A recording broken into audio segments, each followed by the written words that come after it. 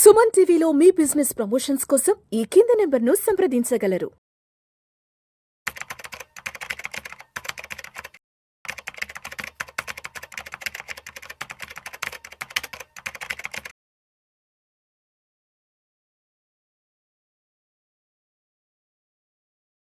నమస్తే, welcome to Vishnu talks.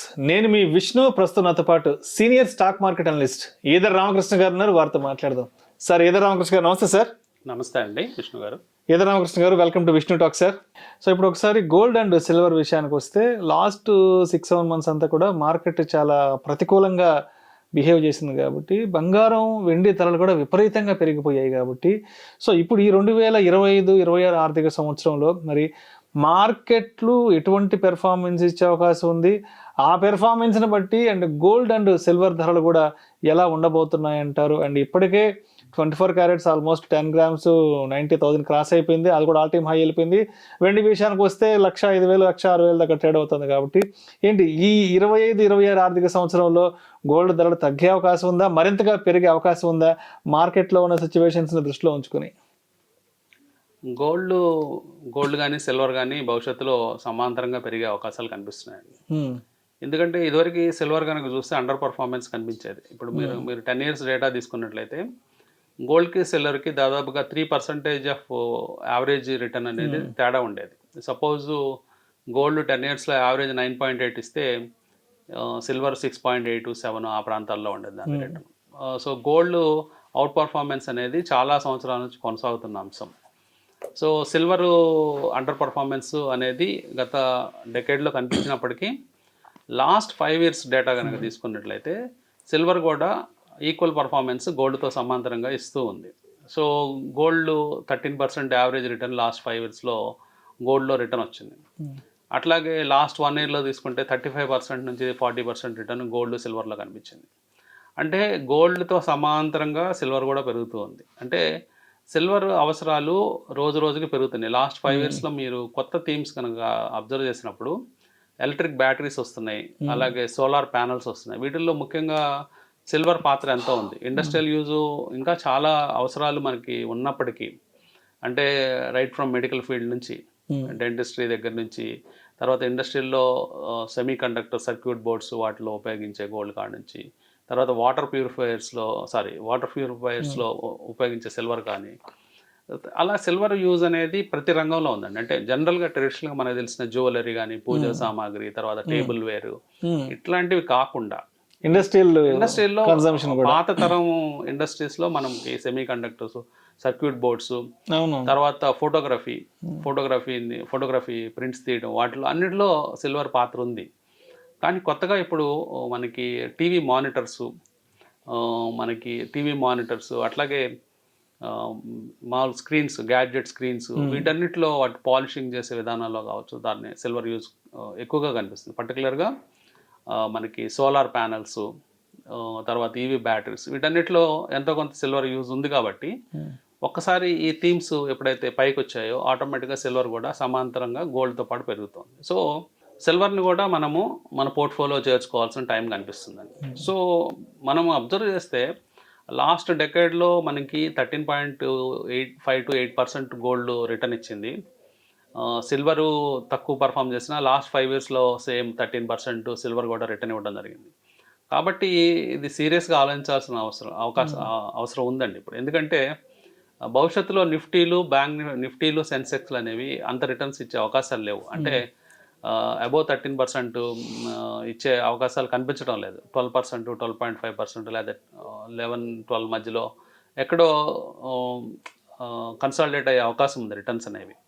గతంలో మనకి పాత రోజుల్లో రిటర్న్స్ మనకి ఎక్కువ ఉన్నాయి. అంటే 15-18% కామన్గా వచ్చే రిటర్న్స్ మ్యూచువల్ ఫండ్స్లో. ఆ రిటర్న్స్ అనేవి భవిష్యత్తులో కనిపించవు. అందుకని ఇన్వెస్టర్స్ వాళ్ళ పోర్ట్ఫోలియోస్ని అంటే కొంచెము గోల్డ్ సిల్వర్తో కూడా పెట్టుకోవచ్చు అనమాట. అంటే అట్లీస్ట్ ₹100 ఇన్వెస్ట్ చేసేటప్పుడు ₹10 గోల్డ్లో, ₹10 సిల్వర్లో కూడా వాళ్ళు ఇన్వెస్ట్మెంట్స్ పెట్టుకుంటే వాళ్ళ పోర్ట్ఫోలియోకి వచ్చే డోకా ఏమీ లేదు. అట్ ద సేమ్ టైం కొంత డిజిటల్ ఫామ్లో గోల్డ్, సిల్వర్ హోల్డ్ చేసిన వాళ్ళు అవుతారు. అది కూడా భవిష్యత్తులో returns above average index returns ఇచ్చే అవకాశాలు ఉన్నాయి. కాబట్టి గోల్డ్ డిమాండ్ కూడా బాగుందండి. అంటే గోల్డ్ కూడా భారీగా పెరిగే ఛాన్స్ ఉంది. ఎందుకంటే మనకి మెయిన్గా గోల్డ్కి ఇండస్ట్రియల్ యూసేజ్ తక్కువైనప్పటికీ డొమెస్టిక్ కన్జంప్షన్స్ అంటే పబ్లిక్ కన్జంప్షన్ అట్లాగే సెంట్రల్ బ్యాంక్స్ కన్జంప్షన్ అనేది చాలా ఎక్కువగా గోల్డ్కి ఉంది. అట్లాగే మనకి సిల్వర్కి కన్జంప్షన్ ఎక్కడి నుంచి వస్తుందో మనం ఇందాక చెప్పుకున్నాం. సో అలాగే సిల్వర్ డిమాండ్ సప్లై బ్యాలెన్స్ చూస్తే ప్రస్తుతము సిల్వర్ మనకి ఎవ్రీ ఇయర్ ప్రొడక్షన్ వచ్చేటప్పటికి 1000 మిలియన్ ounces వస్తూ ఉంది. కానీ మనకి డిమాండ్ ఎంత ఉందంటే 1200 మిలియన్ ounces డిమాండ్ ఉంది సిల్వర్లో. సో ఒక 20% ఎక్సెస్ డిమాండ్ అనేది సిల్వర్లో కనిపిస్తుంది. సో ఎవరికైనా ఈజీ గెస్, సిల్వర్ పెరుగుతుంది అనడానికి ఈజీ గెస్ ఇది. అంటే ఈజీగా ఒక 20% రాబోయే రోజుల్లో పెరుగుతుందని మనం గెస్ చేయొచ్చు. అంటే 1,20,000 రూపాయలు టార్గెట్గా పెట్టుకోవచ్చు ఒక ounce. 1 కిలో సిల్వరు 1,20,000 టార్గెట్ పెట్టుకోవచ్చు. అట్లాగే గోల్డ్ కూడా ఈజీగా కొద్ది నెలల్లోనే 1,00,000 రూపాయలు టచ్ అయ్యే అవకాశాలు గోల్డ్ కూడా ఉన్నాయి.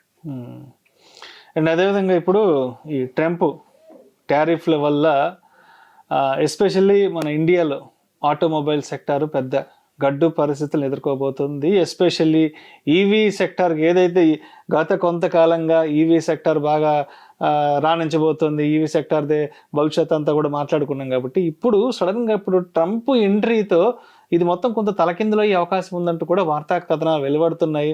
సో ఏంటి ట్రంప్ టారిఫ్ అనేది ఇండియన్ ఆటోమొబైల్ సెక్టర్ని ఎంతవరకు దెబ్బతీసే అవకాశం ఉందంటారు అసలు ఇక్కడ?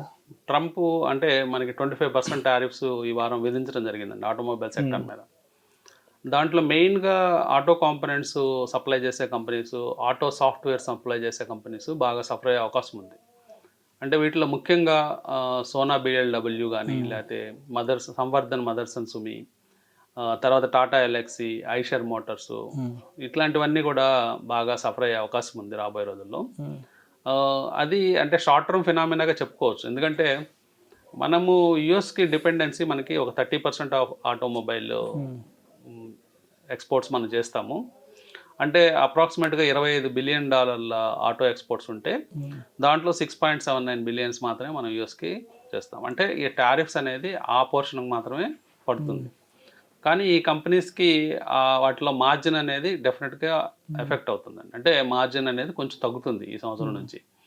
సో దాన్ని వాళ్ళు ఎట్లా ఓవర్కమ్ అవుతారు, ఎట్లా వాళ్ళు దాన్ని ఓవర్కమ్ చేసుకొని అంటే వేరే కంట్రీస్కి స్ప్రెడ్ అయ్యి అంటే ట్యాక్స్ బాధలు లేని కంట్రీస్కి వాళ్ళు ఎక్కువ ఎక్స్పోర్ట్ చేస్తారనేది. అంటే ఒక క్రైసిస్ని కనుక ఆపర్చునిటీ మార్చుకునే కంపెనీస్ చాలా ఉంటాయి. ఇవి కూడా చాలా స్ట్రాంగ్ కంపెనీస్. మనం ఇప్పుడు డిస్కస్ చేసిన కంపెనీస్ సోనా BLW కానీ, మదర్స్ అండ్ సుమి కానీ. సో వాళ్ళు వేరే కంట్రీస్ మీద ఫోకస్ చేసే అవకాశం ఉంది. ఈ క్రైసిస్ని ఒక ఆపర్చునిటీ తీసుకొని కొత్త మార్కెట్స్ ఎత్తుక్కునే అవకాశం ఉంది. కానీ ఇక్కడ కొత్త మార్కెట్స్ ఎత్తుక్కునే ప్రాసెస్లో అసలు ప్రాబ్లం ఏంటంటే చైనా వాళ్ళ వెహికల్స్ చాలా చౌక ధరల్లో చాలా అంటే తక్కువ రేట్లకి అవైలబుల్ ఉన్నాయి. చైనా నుంచి వస్తున్న పెద్ద ప్రాబ్లం ఏంటంటే మనం BYD వెహికల్స్ మార్కెట్లో చూస్తున్నాం. సో ఒక BYD బేసిక్ వర్షన్ వెహికల్ని మనకి యుఎస్లో 1/3 ప్రైస్కి, టెస్లా బేసిక్ వర్షన్కి 1/3 ప్రైస్లో వాళ్ళు ఇవ్వడం చూస్తున్నాం. అంటే ఎంత కాంపిటేటివ్ రేట్లో వాళ్ళు ఇవ్వగలుగుతున్నారు. ఈవెన్ ట్రంప్ దాని మీద ఇప్పుడు 100% టారిఫ్ వేసినా కానీ వాళ్ళు ఇంకా చౌకగానే ఇవ్వగలుగుతారు. అదొక అడ్వాంటేజ్ చైనా కంపెనీస్కి ఉంది. తర్వాత చైనాలో ఉన్న గొప్ప అడ్వాంటేజ్ ఏంటంటే ఆ గవర్నమెంట్ విపరీతమైన సబ్సిడీస్ ఇస్తుంది. వేరే దేశాల్లో మార్కెట్ షేర్ సంపాదించడానికి విపరీతమైన సబ్సిడీస్ ఇచ్చి కంపెనీస్ ఎంకరేజ్ చేస్తుంది.